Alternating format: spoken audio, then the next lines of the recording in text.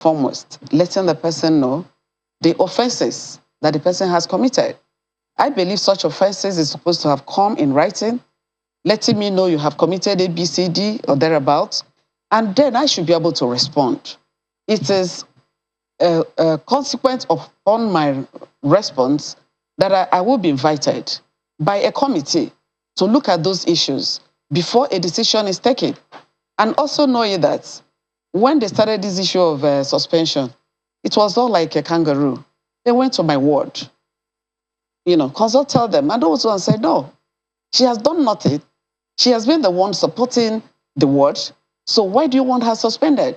And they went ahead to tell them that the lawyer has also served them because that the case is in court, that everybody should be calm. We all belong to APC, that when the decision is taken, that they will take it from there. But they will not act because they have an order telling them not to do anything. No, they wouldn't stop. They had to invite them to Abakaliki, kept them in house arrest, trying to force them to do what they didn't want to do. Those ones had to even issue a statement as the ward. That wasn't enough. They went back home. They said the next day they called them to Abakaliki again. These people have been back and forth, back and forth. And when they called them back and they said, you must do this, it was at that point, according to my chairman, they were now telling them, I did this, I did that. And those ones now said, okay, put them in writing so that we'll be able to call her to find out what she has done. And according to them, they set up a 7-man committee. This was happening until on a Thursday. By Friday, they came back and said they should go to local government.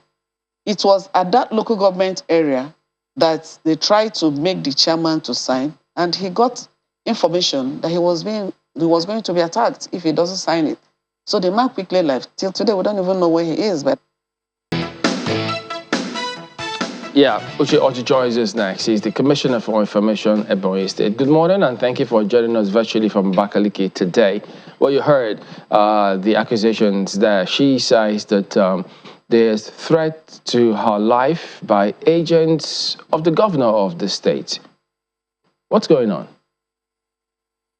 Thank you very much, Emmeline. Let me thank you again for the opportunity to hear our own side of the story. Princess Anne Agameze is our sister, and we appreciate her very well. For the extent of going to levy falsehood against the state government is what we must address. Nobody has threatened Mrs. Anne Agameze in Ebonyi State, not even any security official of Ibubago, not even any government official at all. You recall that on the 28th day of May 2022, Ms. Anne did contest election with Chief Augustine Chukwu Umahi and lost woefully. In that field, that is the Senatorial Zone headquarters, nobody did insult or molest, let alone attacking her. It was like a win-win situation because she came out congratulating Chief Austin Umahi, not minding the fact that the APC had sat in line with the internal democracy arrangement and they zoned that senatorial ticket to a different local government from hers. And as fate would have it, her local government also got a zoning arrangement for House of Representatives that is in line with the tradition of our state since 1999. Democracy started in Ebonyi State. Was that why it was difficult for her to be able to submit her forms? Because she said that her problems seemed to have started when she obtained the forms and then tried to submit the forms. That she noticed that immediately there was some opposition to her being able to submit her forms. It would have been easier, you and I know that, to go for screening perhaps before national officers of the party than to go to the field where the electorates are to seek for nomination. The delegates came out in their numbers, and She was there as an aspirant who contested the election. Nobody did even insult her. Everybody was exchanging pleasantry. So why will it be that at the point of screening that she was molested? So it is something. It is really foolhardy to mention that. And let me say that all through the period, even after she had voluntarily withdrawn from that contest, from the aspiration, which was on the 9th day of June, she kept coming home. I think she knows what is actually her problem, I tell you. If she comes back to Ebonyi State today, no person would molest her. And she knows that. We appreciate her, but the truth of the matter is that what she's contesting, under the law, she has the right to contest. But then you need to tell the public the truth. The first election was the only election she contested, and she lost. The second election, she did not contest at all. The third election, the party even begged him to come and contest, and she did not. Now, it was the second election, which was held on the 9th of June, arising from her voluntary withdrawal, which was properly documented and witnessed by national officers of the party. Well, it was the second election that the governor did go to court to seek. Yeah, we have a lot of that background. But Commissioner, when you say that if she comes to Abakaliki or Ebonyi State, nobody will harass her, did you get that directive or that assurance from the chief executive of the state, the governor himself? From the beginning to the end, that has been the principle of this state. We are very democratic. Did the governor say that? Because I mean, he's the chief secretary of the state, so he can if he comes, nobody will molest him. If he comes, nobody molest. I'm speaking as a spokesman of the government. Nobody will even molest him or insult him. I mean, sorry, but let me assure you that if she has any issue with the police, that is issue of law. So she has got to go and face the law. But as for molestation, as for insult, as for any attack, apart from it, we cannot. Well, she alleges that, ever since the governor tried to, run for president and then come back to, get a ticket for the Senate, he hasn't exactly tolerated any voice of dissent. She also claims that some of her supporters are also being molested in the state. I do not know if you can speak to the sealing up of the home of Barrister Nkem Chukwu. Is there a reason why the home of this particular supporter was sealed up by a 7-man team? That is part of the continued falsehood that is being dished out to the public. There is nothing like that. And I can only tell you that the party only exercised their powers under the Constitution to suspend and later expel her. And that is all. And the issues of perjury is issues of law. And so that's another issue. But for attacking her or attacking anybody that is supporting her, apart from that, we don't do that in Ebonyi Instead, I tell you. Our governor is women-friendly in all ramifications. Let me tell you, it's only in Ebonyi that you can get 100% vice chairman, current vice chairman being women, 100% incoming vice chairman being women, 100% political secretary of local government being women, head of service is a woman, chairman of civil service commission is a woman, chairman of local government service commission is a woman, chairman of House of Assembly service commission is a woman. We have more than 40% of the women in the executive council. We have also women in different places in governance. We appreciate them. And so coming to say because she's a woman, people are trying to attack her. That is far from that. Well, let's just face it, because we need to appreciate the whole issue. Honorable Commissioner. I never contested the election. Commissioner Orji, good morning. When you say if she has other issues to deal with the police, that those are other issues, and you refer to the issue of perjury, who is making this accusation? If it's not coming from the state government, if it's not coming from the leadership of the All Progressives Congress in Ebonyi State, who is making this accusation against Madam Anne Agom Eze?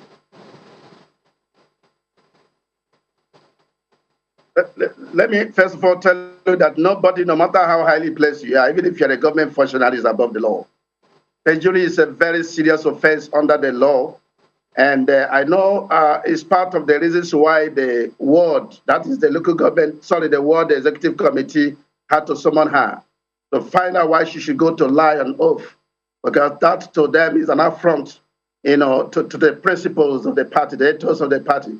And again, going also to help now with, PDP senatorial candidate with a view to relegation the position if she gets ticket is also an affront to the collective sensibility of the members of the party. And so if they have gone to get the police to investigate the issue of perjury, who am I to query that? The governor cannot even query that because people must ventilate their right of petitioning people who have offended the law. Are you saying that perjury should be allowed because she's a woman? The answer is no. I know you would not allow that. So why is the ward chairman? Why is the ward found that she didn't do that? Then she has to seek for damages. Then why is the ward chairman on the run, according to Madam Eze? It is actually what she will explain. All I could deduce from the circumstances, because I'm also from that federal constituency. We have 3 local government areas. My local government is one of them. That of Anne is one of them, and that of the governor is one of them. And we are within the same senatorial zone. So I can say that the chairman, the first meeting that was held, she did convene that meeting.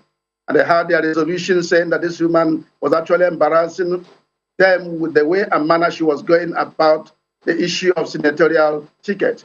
And they had to really resolve to suspend her.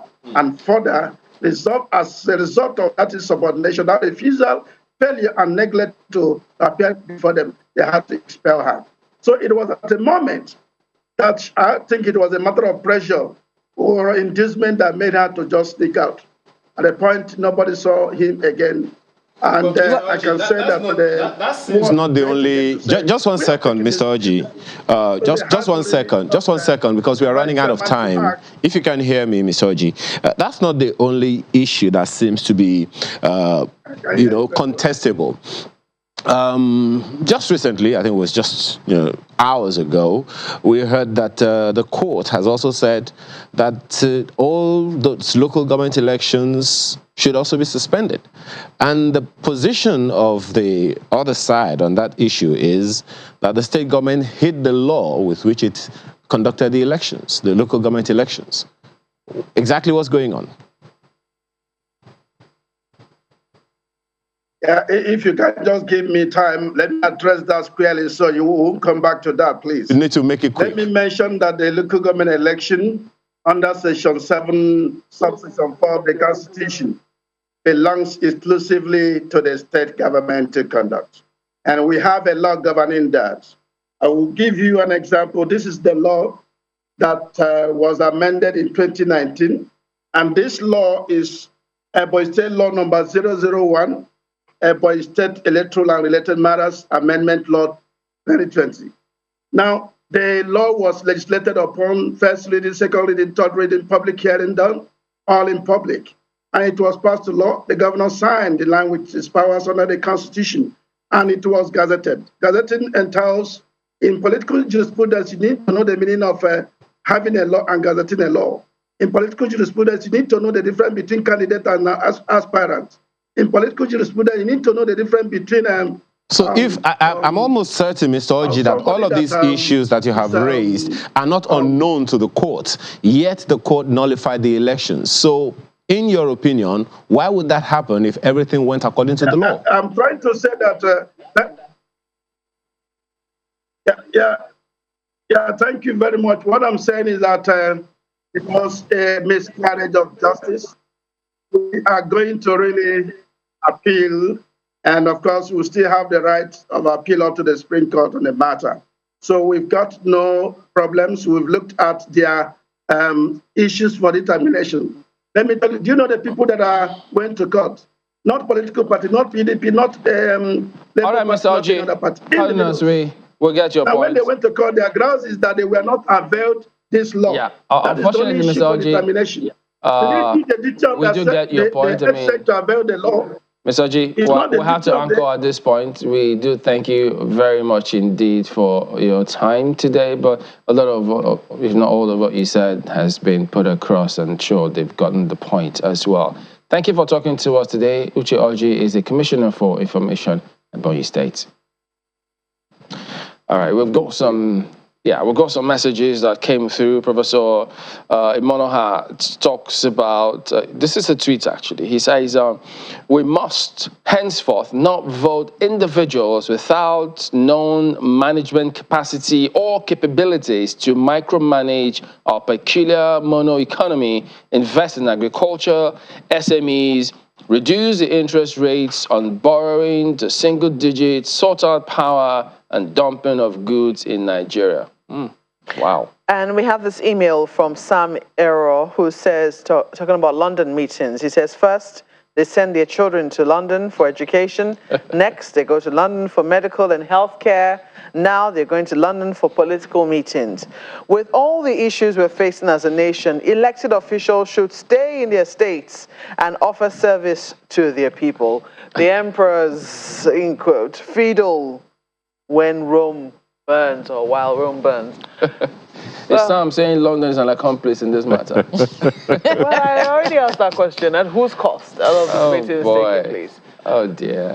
Thank you so much for sending in your feedback this morning. Thank you for being a part of our program this beautiful Friday morning. It's a wet one here in Abuja, so please drive carefully. I'm Malpo Ogun Yusuf. I wonder what the situation is in Lagos, but I'm sure you guys don't mind it, do you? But if you do, just try. Well, I'm Chamberlain, so I will see you next time. Well, we're not complaining about rains. It's just the traffic. Because while some people are saying, thank God it's Friday, some people are saying, oh God, it's Friday. Amaya Makinde, have a wonderful rest of your day. Well, some of us will be back here again early tomorrow morning. But exactly. London is an accomplice. I'll be thinking about that whilst I return. I'm Bukola Samuel Wemimo. Thank you for watching.